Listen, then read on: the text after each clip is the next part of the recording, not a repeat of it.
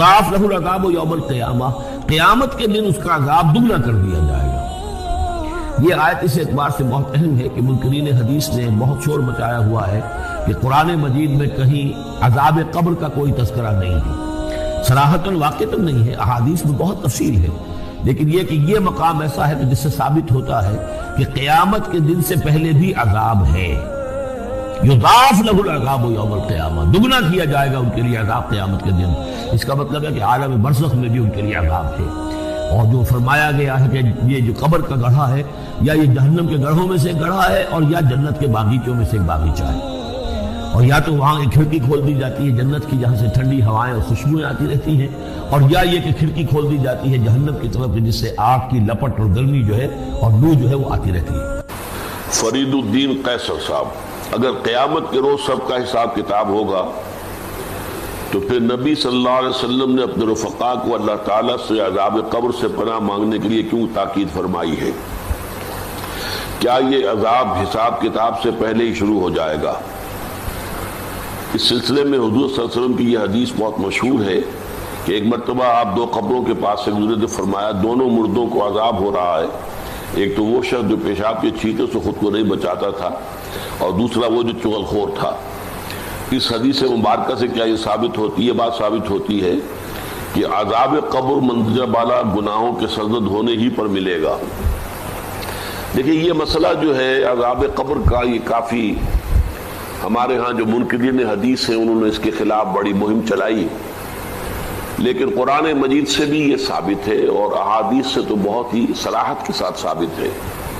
اور اس کو سمجھیے یہ کہ اصل میں آخری فیصلے تو اسی وقت ہوں گے، جنت میں داخلہ اور جہنم میں داخلہ تو اسی وقت ہوگا، قیامت کے بعد، حساب کتاب کے بعد۔ لیکن یہ ہے کہ جیسے میں ایک سادہ سے تمثیل سے آپ کو سمجھا دوں، امتحان ہو چکا ہے، نتیجہ تو نکلنا ہے، فرض کیجئے کہ 1 مارچ کو یا 1 اپریل کو نتیجہ ڈکلیئر ہوگا، کون کامیاب کون ناکام۔ لیکن جنہوں نے کچھ کیا ہی نہیں پرچوں میں، انہیں تو پہلے سے معلوم ہے، ان کی جان تو سوکھ رہی ہے، اندر ہی اندر وہ کانپ رہے ہیں، چاہے وہ ابھی یوم حساب تو آنا ہے، ان کا ڈکلیئر تو ابھی ہونا ہے کہ وہ فیل ہیں، لیکن ان کے چہروں پر لکھی ہوئی ہے فیل ہو۔ یہی معاملہ ہے کہ جو کچھ انسان نے کمایا ہے عالم برزخ میں بھی اس کی کچھ کیفیات اس کے اوپر طاری رہیں گی۔ تفاصیل میں ہم نہیں جا سکتے کہ کیسے ہوگا، یہ ہم نہیں جان سکتے، عالم برزخ، عالم آخرہ، اس کے بارے میں جو مجمل باتیں آ جائیں قرآن میں حدیث میں، بس اس پر ہمیں اکتفا کرنی چاہیے۔ تفصیل میں جائیں گے تو اس سے خام خواہ کے بکھیڑے اور خام خواہ کے اختلافات اور فرقہ بندیاں شروع ہوتی ہیں، لیکن کوئی نہ کوئی عکس ہے۔ سورہ فرقان میں فرمایا یضاعف لہ العذاب یوم القیامہ، قیامت کے دن اس کے لیے عذاب دگنا کر دیا جائے گا۔ تو معلوم ہوا کہ قیامت سے پہلے بھی کوئی نہ کوئی عذاب کی کیفیت تھی، اور حضور نے فرمایا ہے، اور یہ ایسا ہی ہے عذاب، جو دوسری مثال سے سمجھیے کہ آپ خواب دیکھتے ہیں اور خواب میں فرض کیجئے سانپ نے آپ کو ڈس لیا ہے، تو جو کیفیت ہوگی وہ بعین ہی آپ کی ہو جاتی ہے، اور آپ خوف زدہ ہو کر آنکھ کھلتی ہے تو بالکل وہی کیفیت آپ کی ہے۔ یا شیر آپ پر حملہ کر رہا تھا تو جو خوف کی کیفیت تھی، جاگے ہیں تو وہی کیفیت ہے۔ اسی طریقے سے یہ معاملہ ہوگا، اور حضور نے فرمایا ہے کہ ہر قبر جو ہے وہ یا تو جنت کے باغیچوں میں سے ایک باغیچہ ہے، اور یا دوزخ کے گڑھوں میں سے ایک گڑھا ہے۔ اور بعض جگہ یہ کہا گیا ہے کہ جیسے ہی قبر میں داخل ہوتا ہے تو اس کے بعد جو ہے یا کھڑکی کھول دی جاتی ہے جنت کی طرف سے کہ ٹھنڈی ہوائیں اور خوشبوئیں آتی ہیں، اور یا یہ کہ وہ ایک کھڑکی کھول دی جاتی ہے جہنم کی طرف سے کہ جس سے کہ لو آتی ہے، لپٹ آتی ہے آگ کی۔ تو بس اس پر اجمالاً اسی درجے میں ماننا چاہیے۔ باقی یہ کہ اصل حساب کتاب کے بعد اس پراپر جنت میں داخلہ اور پراپر جہنم میں داخلہ جو ہے وہ تو ہوگا قیامت کے بعد ہی۔ اور ہمارا دین وہی ہے، ما انا علیہ واصحابی، رسول نے فرمایا جس چیز پر میرا عمل ہے اور میرے صحابہ کا ہے، دین تو اصل میں وہی ہے۔ جہاں تک ایصال ثواب کا تعلق ہے، اس میں ہمارے ہاں ذرا کافی مختلف آراء موجود ہیں۔ مجھے اس رائے سے اتفاق ہے کہ مالی اگر کوئی عبادت ہے اس کا ثواب آپ اپنے کسی فوت شدہ بزرگ کو منتقل کر سکتے ہیں۔ مطلب آپ نے کسی بیوہ کی کوئی مدد کی ہے، کسی یتیم کی کوئی مدد کی ہے، کسی دینی کام میں پیسہ لگایا ہے، کوئی صدقہ جاریہ شروع کیا ہے خدمت خلق کے لیے وغیرہ وغیرہ، اس کی تو جو ہے اس کے ثواب کو منتقل کیا جا سکتا ہے کہ اللہ اس کا ثواب میرے والد یا میری والدہ کے منہ کو پہنچا دے۔ جسمانی نہیں، آپ نماز پڑھ کے کہیں اس کا ثواب، یا روزہ رکھ کر کہیں کہ اس کا ثواب، یا یہ کہ آپ قرآن پڑھ کر کہیں، یہ آپ ہی کو ثواب ہوگا، آپ خود پڑھیں گے آپ کو ثواب ہوگا۔ البتہ ایسے تمام افعال کے بعد جب آپ اللہ سے دعا کریں گے، یہ نہیں کہیں گے کہ میرے اس فعل کا ثواب منتقل کر دے، اے اللہ میرے والدین کی مغفرت فرما، تو یہ کوئی نیک کام کرنے کے بعد جو ہے اس دعا کی تاثیر جو ہے وہ بڑھ جاتی ہے۔ بس اس پہلو میں انڈائریکٹلی اس کا ایک تعلق بن جائے گا، ورنہ یہ کہ وہ اس طریقے سے بچوں کو بلانا اور پڑھانا اور یہ جو ہے سوئم میں کرنا اور قرآن خوانی کی محفلیں، یہ سب بدعات ہیں اور یہ در حقیقت دین میں اضافے ہیں اور ان کی کوئی حقیقت نہیں ہے۔ دیکھیے انسانی زندگی کے یہ 3 دور ہیں، حیات دنیاوی جو ہماری پیدائش سے شروع ہو کر اور ہماری موت پر ختم ہو جائے، پھر حیات برزخی موت سے لے کر قیامت کے دن تک، اور پھر حیات اخروی ہے قیامت میں ریزریکشن کے بعد سے وہ زندگی جو ہے جو جنت یا دوزخ کی ہے۔ اس میں ان دونوں زندگیوں کے بارے میں تفصیل سے کوئی بات کرنا بالکل غلط ہے اور اس سے فتنے پیدا ہوتے ہیں۔ ظاہر بات ہے کہ قبر، جسم تو قبر میں رہتا ہے، اس میں تو کوئی شک ہی نہیں ہے، روح کہاں جاتی ہے؟ کیا وہ بھی قبر ہی میں رہتی ہے یا کہیں اور چلی جاتی ہے؟ قرآن مجید میں سجین اور اعلیٰ علیین کا ذکر موجود ہے، لیکن یہ تمام چیزیں متشابہات میں سے ہیں۔ یہ تمام چیزیں قرآن مجید میں سورہ آل عمران کے شروع میں بیان کیا گیا ہے کہ ہم نے یہ کتاب اتاری ہے، اس میں کچھ آیات محکمات ہیں، کچھ متشابہات ہیں۔ وہ متشابہات کا ایگزیکٹ مفہوم جاننا اس وقت ہمارے لیے ممکن نہیں ہے، یہ تو جب اس عالم میں ہم پہنچیں گے تو معلوم ہوگا کہ ہاں یہ بات تھی کہ جو قرآن مجید میں اس طور سے کہی گئی تھی۔ لیکن یہ کہ اس وقت جو ہے جتنا کچھ ہمیں حدیث صحیح میں مل جائے یا قرآن میں مل جائے، اس عالم برزخ میں بھی یہ تو ہوتا ہے کہ جو نیک لوگ ہیں انہیں کچھ نہ کچھ جو ہے اثرات اچھے ان پر پڑتے رہتے ہیں، ان کی ارواح پر کہہ لیجئے، اور کچھ جو برے ہیں ان کے اوپر جو آخری انجام ہونا ہے اس کی کچھ ریفلیکشن ہوتی رہتی ہے، جس کو حدیث میں کہا گیا ہے کہ ہر قبر جو ہے وہ یا تو جنت کے باغیچوں میں سے ایک باغیچہ ہے یا دوزخ کے گڑھوں میں سے ایک گڑھا ہے، یا کہیں کہہ دیا جاتا ہے کہ کھڑکی کھول دی جاتی ہے اس میں، یا جنت کی طرف سے ٹھنڈی ہوائیں آئیں، خوشبوئیں آئیں، اور یا دوزخ کی طرف سے کہ آگ کی لپٹ آئے۔ دوزخ میں داخل ہوں گے قیامت کے بعد ہی اور جنت میں داخل ہوں گے قیامت کے بعد ہی، لیکن اس کے کچھ آثار پڑنے شروع ہو جاتے ہیں، وہ جس کو انگریزی میں آپ کہتے ہیں coming events cast their shadows before, بعد میں آنے والے واقعات جو ہیں ان کے کچھ سائے جو ہیں پہلے سے آنے شروع ہو جاتے ہیں۔ تو اسی طرح سمجھیے کہ جو کچھ آخرت میں کسی انسان کے ساتھ ہونا ہے اس کا ایک عکس جو ہے وہ عالم برزخ میں شروع ہو جاتا ہے۔ اسی لیے قرآن مجید میں یہ بھی آیا ہے کہ یہ جو آل فرعون تھے یہ صبح و شام جہنم پر پیش کیے جاتے ہیں۔ اور ایک اور آیت جو میں نے آپ کو سنائی سورہ زمر کی آیت نمبر 53، بعض لوگوں پر کچھ مایوسی طاری ہو جاتی ہے، ہم اتنے عرصے سے گناہ کرتے چلے آ رہے ہیں، کیسے معافی، کیسے ممکن ہے، کیسے چھٹکارا ملے گا؟ ایسے لوگوں کے لیے ان کے اطمینان کے لیے، ان کی دلجوئی کے لیے، ان کی تسلی کے لیے یہ آیت عظیم ترین آیات میں سے قرآن مجید۔ قل یا عبادی الذین اسرفوا علی انفسہم، اے نبی کہہ دیجئے اے میرے وہ بندو جنہوں نے اپنی جانوں پر ظلم کیا ہے، ظلم اٹھایا ہے، زیادتی، تم گناہ کرتے رہے ہو تو اپنی جان پر ظلم کیا ہے، میرا تو کچھ نہیں بگاڑا، اللہ تو غنی ہے، اس کی تو سلطنت میں کوئی کمی نہیں آتی۔ ایک حدیث قدسی میں الفاظ آئے ہیں میرے بندو اگر تم سب کے سب اولکم و آخرکم و انسکم و جنکم، تمام انس و جن اور اولین سے لے کر آخرین تک کسی بدترین انسان جیسے فاسق و فاجر ہو جائیں، سب ابلیس بن جائیں، تب بھی میری سلطنت میں کوئی کمی نہیں۔ اور اگر تم سب کے سب اولین و آخرین اور انس اور جن سب مل کر جو متقی ترین انسان ہو سکتا ہے ویسے بن جاؤ، ابو بکر صدیق بن جاؤ، تب بھی میری سلطنت میں کوئی اضافہ نہیں۔ تو اللہ تعالیٰ کا تو کچھ بگڑتا نہیں ہے، انسان گناہ کرتا ہے تو اپنا نقصان۔ قل یا عبادی الذین اسرفوا علی انفسہم، کہہ دیجئے اے نبی اے میرے وہ بندو جنہوں نے اپنی جانوں پر ظلم کیا ہے، ستم کیا ہے، ظلم ڈھایا ہے، لا تقنطوا من رحمت اللہ۔ میں آج بعض حدیثیں اس موضوع پر آپ کو سناؤں گا، عجیب چشم کشا حدیثیں ہیں۔ میں نے چونکہ اس موضوع پر گفتگو کرنی تھی تو میں نے کچھ اس مرتبہ احادیث کا تفحص کیا، تو واقعہ یہ ہے کہ بعض احادیث پڑھ کر خود میری جو ہے میرے علم میں اضافہ ہوا، ادھر میری توجہ آج تک نہیں گئی تھی۔ لا تقنطوا من رحمت اللہ، اللہ کی رحمت سے مایوس مت ہو۔ ان اللہ یغفر الذنوب جميعا، اللہ تعالیٰ تمام کے تمام گناہ معاف کر۔ اللہ تعالیٰ کی قدرت ہے، اللہ کا اختیار ہے، اللہ کا فیصلہ ہے، لہذا مایوس نہ ہو، اصلاح کرو۔ احادیث میں بعد میں آپ کو سناؤں گا، اس سے پہلے اس کا فلسفہ سمجھ لیجئے اصل میں کیا ہے۔ دیکھیے، ایک ہے طبیعی اعمال، فزیکل، ان کا ہم دنیا میں اصول یہ دیکھتے ہیں کہ اس کے نتائج لازم اور اسے چھٹکارا نہیں مل سکتا۔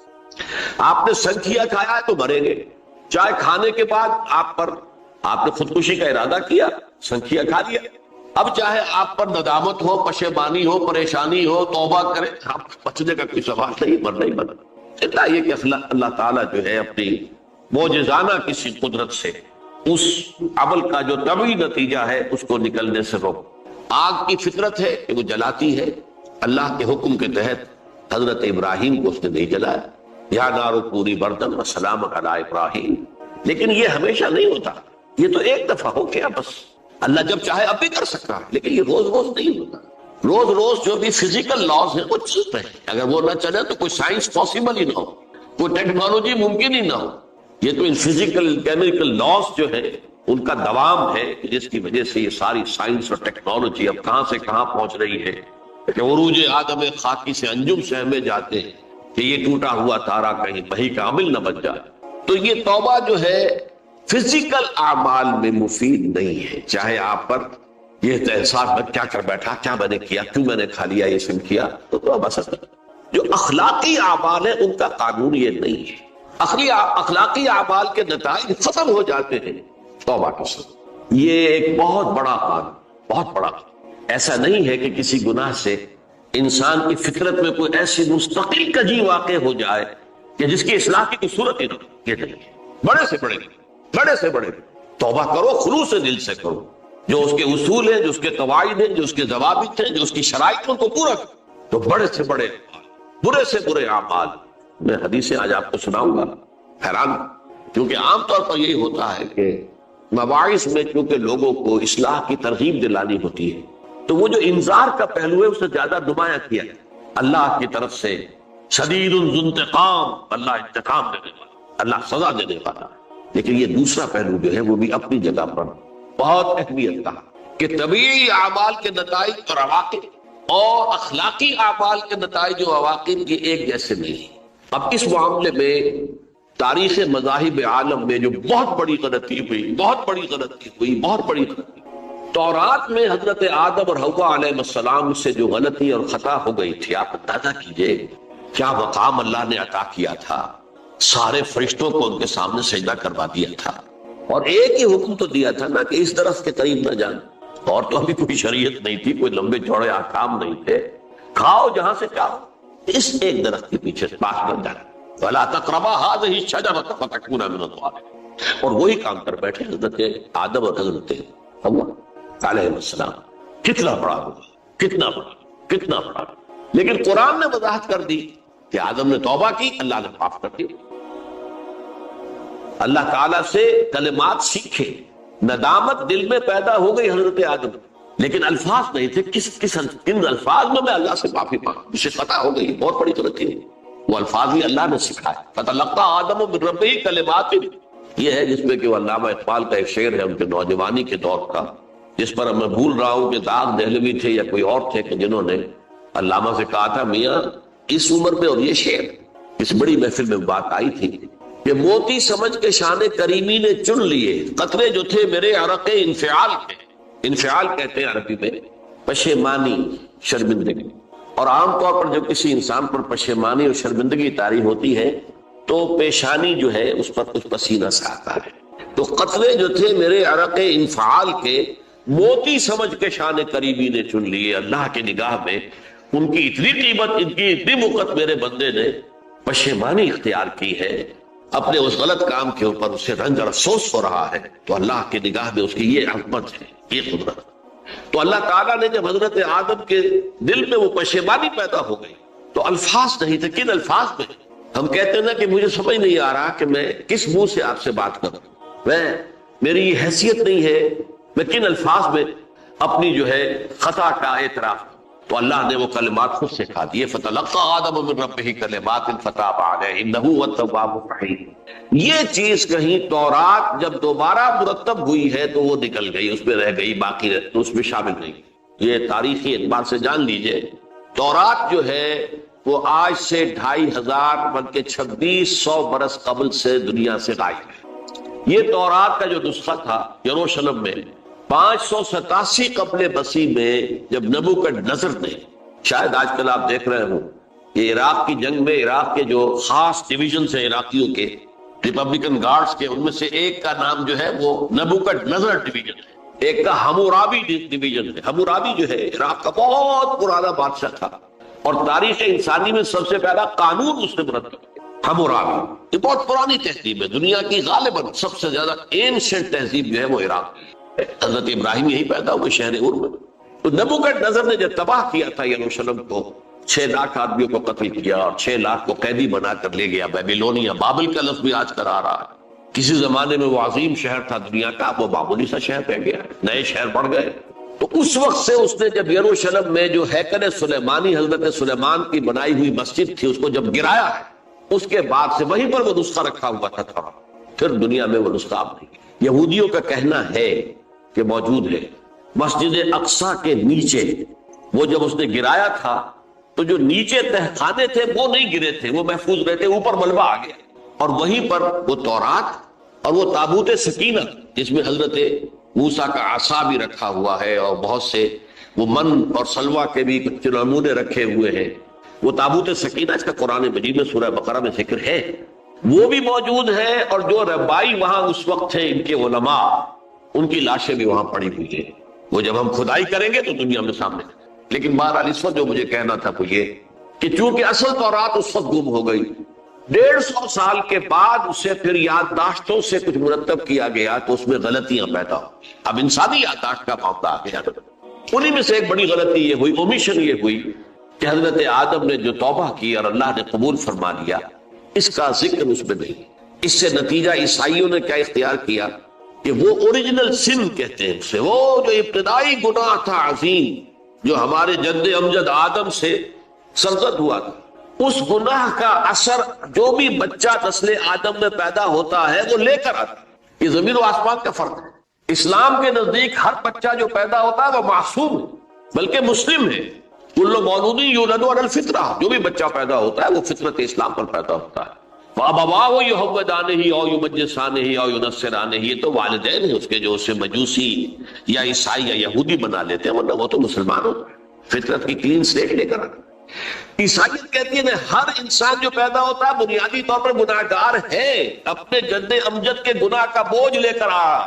اب اس کا علاج انہوں نے پھر کیا تجویز کیا، یہ ہے کہ ایک غلطی پر دوسری غلطی اور دوسری پر تیسری غلطی. خشت اول چون حد بیمار کج تاثریہ بھی رود دیوار کج. اب اللہ نے جب دیکھا اب تو ہر بندہ جو ہے آدم کی اولاد کا بنیادی طور پر پیدائشی طور پر گناہگار ہے، تو اب کیا کیا جائے؟ تو اللہ نے اپنا اکلوتا بیٹا، صلبی بیٹا مسیح یسوع اسے زمین پر بھیجا. یہ الفاظ میرے ہیں کہ اسے قربانی کا بکرا بنا کر اور ان سب کی طرف سے قبول کر لیا، گناہگاروں کی طرف سے، کہ ان کے گناہ کا کفارہ ہو جائے گا جو عیسیٰ کو مان. یہ عقیدہ ہے عیسائیت. جڑ کیا ہے کہ گناہ ہو گیا تو گناہ کا اثر تو رہے گا. قرآن یہ کہتا نہیں، اللہ دھو دے گا. تمہاری سیرت و کردار کے اوپر بھی جو داغ ہیں دھل جائیں گے اور تمہارے نامہ اعمال پہ جو دھبے ہیں وہ بھی دھل جائیں گے. توبہ کرو، توبوا الی اللہ توبۃ نصوحا، کرو وہ توبہ کے جو بالکل خلوص دل کے ساتھ. اب میں ذرا آپ کو کچھ احادیث سنانا چاہتا ہوں. ایک طرح کا یہ تبشیر کا پہلو ہے آج ہماری گفتگو میں کہ جو نمایاں ہوگا. یہ بعض احادیث تو چھوٹی چھوٹی ہے اور یہ بہت مرتبہ میری گفتگو میں آ چکی ہے، صرف اس وقت حوالہ دے کر گزر جاؤں گا. یہ ترمذی اور ابن ماجہ میں حضرت انس ابن مالک رضی اللہ تعالی عنہ سے روایت ہے. حضور نے فرمایا کل بنی آدم خطاؤون وخیر الخطائین التوابون. تمام بنی آدم خطا کار ہیں. خطا کار میں نہیں، بہت خطا کار، بہت خطا کار، لیکن ان خطا کاروں میں بہتر لوگ وہ ہیں کہ جو خوب توبہ کرتے ہیں. غلطی ہو گئی توبہ کر. اور ایک اور حدیث میں آپ کو بتاؤں گا، یہ نہیں ہے کہ پھر کبھی وہ غلطی نہ ہو. اس وقت آپ یہ لگا لیں اپنے اوپر یہ کام میں نے نہیں کرنا اور ایک دفعہ وہ کام چھوڑ دیں تو توبہ ہو گئی. پھر اگر کچھ عرصے کے بعد پھر کہیں آپ جذبات کی رو میں بہ گئے, پھر کہیں کوئی برے اثرات جو ہے وہ پڑے, پھر غلطی, کوئی بات نہیں, پھر ہو گیا, پھر توبہ کر. تواب اسی لیے کا بار بار توبہ کر. تو کل بنی آدم خطاؤون وخیر الخطائین التواب. دوسری حدیث یہ بھی ابن ماجہ اور بہقی میں ہے, حضرت عبداللہ ابن مسعود رضی اللہ تعالی عنہ, التائب من الذنب کمن لا ذنب له. گناہ سے توبہ کرنے والا ایسے ہے جیسے اس نے کبھی گناہ کیا ہی نہیں. دھل جاتی ہے, تختی دھل گئی, بچے نے تختی لکھی تھی اس کو دھو دیا, ختم ہو گیا. ایک حدیث تو پڑھ کر میں بھی چونکا. یہ اصل میں اسلوب ہے بیان کا, بتانے کے لیے کہ تمہارے دلوں کے اندر مایوسی کا غلبہ نہ ہو. مایوس اصل میں جو ہے مایوسی یہ ابلیسیت ہے, نوٹ کر لیجیے اس کو. مایوسی ابلیسیت کی کا عکس. مبلس کہتے کسے جو مایوس ہو گیا. ابلیس سب سے بڑھ کر مایوس جو ہے وہ ابلیس ہے. اسے معلوم میرا چھٹکارا تو نہیں ہے, لہذا میں جتنوں کو اپنے ساتھ لے کر جہنم میں جھونک دوں یہی میری کمائی ہے, میں نے تو بچنا نہیں. تو ابلیس کہتی ہے اس کو جو انتہائی مایوس, مبلس, جو رحمت خدا بندی سے مایوس ہو چکی.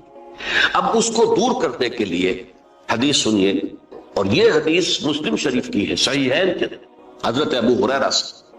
حضور فرماتے ہیں والذی نفسی بیدہ, قسم ہے اس ذات کی جس کے ہاتھ میں میری جان ہے, لو لم تذنبوا, اگر تم لوگ گناہ نہ کرتے, لذهب اللہ بکم, تو اللہ تعالیٰ تمہیں لے جاتا کہیں اور, ولجاء بقوم یذنبون, اور پھر کسی ایسی مخلوق کو پیدا کرتا ہے جو گناہ کرتے, فیستغفروا اللہ, اور پھر وہ اللہ سے استغفار کرتے اور توبہ کرتے, فیغفر لہم, اور اللہ تعالیٰ انہیں معاف کرتے. تو میں نے عرض کیا کہ یہ بات چیزیں ہوتی ہے کہ جن کا واقع سے کوئی تعلق نہیں ہوتا, لیکن ایک زور بیان کے لیے, ایک بات کو ایمفیسائز کرنے کے لیے, جیسے قرآن مجید میں آتا ہے, اے نبی کہہ دو ان کان للرحمن ولد فانا اول العابدین, اگر اللہ کا کوئی بیٹا ہو تو میں سب سے پہلے میں اس کو پوجوں گا. جب میں اللہ کو پوجتا ہوں تو اللہ کا اگر کوئی بیٹا ہوتا تو کیا میں اسے نہ پوچھتا, لیکن نہیں ہے. اب یہ نہیں ہے, نفی کے لیے زور دیا کہ اگر اللہ کا کوئی بیٹا ہوتا, لو کان للرحمن ولد فانا اول العابدین. اسی طرح یہ ہے کہ اگر انسان گناہ نہ کرتے اور گناہ کے بعد توبہ کر کے اللہ تعالیٰ کی شان غفاری کا ظہور نہ ہوتا. یہ بھی ایک عجیب فلسفے کی بات ہے, اللہ نے یہ کائنات کیوں پیدا کی؟ قرآن مجید میں اس کو براہ راست ایڈریس نہیں کیا گیا اس مسئلے کو, میرے علم کی حد تک. ہو سکتا ہے کہیں بہت خفی انداز میں ہو اور ابھی تک میری نگاہ سے بھی جو ہے وہ چھپا رہ گیا, ہو سکتا.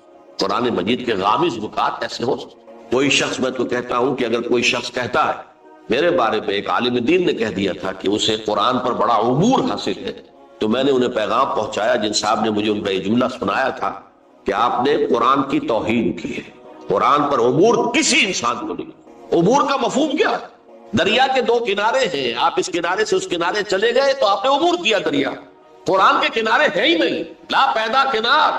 لہذا یہ کہہ دینا کسی کے بارے میں کہ قرآن مجید, اب انہوں نے تو ایک طرح سے میری تعریف کی تھی, میرے ایک ساتھی سے جملہ کہا تھا, ان کے وہ عزیز تھے, تو گویا کہ وہ جو میری تنظیم میں تھے ان کو خوش کرنے کے لیے کہہ دیا ہو یا جو بھی ہو, ان کے دلی جذبات ہو سکتا ہے کہ میں نے کہا انہیں یہ میرا پیغام پہنچا دیجئے, آپ نے قرآن کی توہین کی. قرآن پر عبور کسے پہنچتا؟ نہ معلوم کتنے مقامات ہیں کہ جہاں امام راضی بھی کھڑے ہوئے ایسے نظر آتے ہیں دہشت زدہ. اعلم من هذا المقام مقام غامض مہیب عمیق, ہوشیار کے رہ پردب تیغ قدم رہا, ہوشیار ہو جاؤ, یہ بڑا خطرناک مقام ہے, بہت مشکل مقام ہے, اس کی تہ تک پہنچنا کسی کے لیے ممکن نہیں ہے. سورہ حدید کی آیت هو الاول والآخر والظاہر والباطن پر یہ الفاظ ہیں جو امام راضی نے لکھے. تو اس لیے میں آپ سے عرض کر رہا ہوں کہ یہ کہنے کا انداز ہے, والذی نفسی بیدہ لو لم تذنبوا, اس ہستی کی قسم جس کے ہاتھ میں میری جان ہے, اگر تم گناہ نہ کرتے. تو میں عرض کر رہا تھا تو اللہ کی شان غفاری کیسے ظاہر ہوتی؟ اللہ نے کائنات کیوں پیدا کی؟ کنت کنز مخفیا فاحببت ان اعرف فخلقت الخلق. محدثین کرام اگرچہ اس حدیث کی سند کو پختہ نہیں مانتے, لیکن اکثر مفسرین نے اس کو تسلیم کیا ہے. علامہ آلوسی نے تسلیم کیا کہ میں ایک چھپے ہوئے خزانے کے مانند تھا. اب خزانہ کہیں پڑا ہے, اس کا کیا حاصل کیا ہے؟ وہ تو کہیں کھلے, کسی کے پاس جائے, کوئی اسے فائدہ اٹھائے تب تو فائدہ ہوا نا. تو کن تو کنزل مخفیت، میرے اندر طاقت تھی، قوت تھی، خلاقی تھی، میری شان ساری میرے اندر ہی اندر تھی نا. کن تو کنزل مخفیت فاحببت ان اعرف، تو میں نے یہ چاہا کہ مجھے پہچانا جائے. فخلقت الخلق، تو میں نے خلق کی تخلیق کی. اب مجھے پہچانو اس کائنات کے ذریعے سے، یہ میری تخلیق ہے. آؤ دیکھو، ایک مصور اپنی تصویروں کی نمائش لگا، دیکھو میرے شاہکار، آؤ دیکھو یہ میرے فن کے کمال کے نمونے، آؤ دیکھو. تو یہ ہے سب. دیکھو زمین آسمان، ان فی خلق السماوات والارض واختلاف اللیل والنہار والفلک التي تجری فی البحر بما ينفع الناس وما انزل اللہ من السماء من ماء فاحیا به الارض من بعد موتها. یہ ساری آیات ہیں محترم. اور اسی لیے انسان کو پیدا کیا جس میں یہ فیکلٹی آف اپریسیشن، اللہ کے حسن و جمال و کمال کو پہچاننے کی صلاحیت. ورنہ ظاہر بات ہے کہ یہ جمادات کیا پہچانیں گے اللہ، پہاڑ کیا پہچانے گا اللہ کو پہچاننے کی صلاحیت انسان کو. تو یہ چونکہ ایک فلسفہ ہے باقاعدہ کہ اللہ نے تعالیٰ، اسی سے میں کہہ رہا ہوں اگر گناہ نہ ہوتا اور پھر توبہ نہ ہوتی اور میں اس کو معاف نہ کرتا تو میری شان غفاری کا ظہور کیسے ہوتا؟ میری شان ہے، غفار بھی ہوں، ستار بھی ہوں، اس کا ظہور کیسے؟ تو والذی نفسی بیدہ لو لم تذنبوا لذهب اللہ بکم ولجاء بقوم یذنبون فیستغفر اللہ فیغفر لهم. اگر تم لوگ گناہ نہ کرتے تو اللہ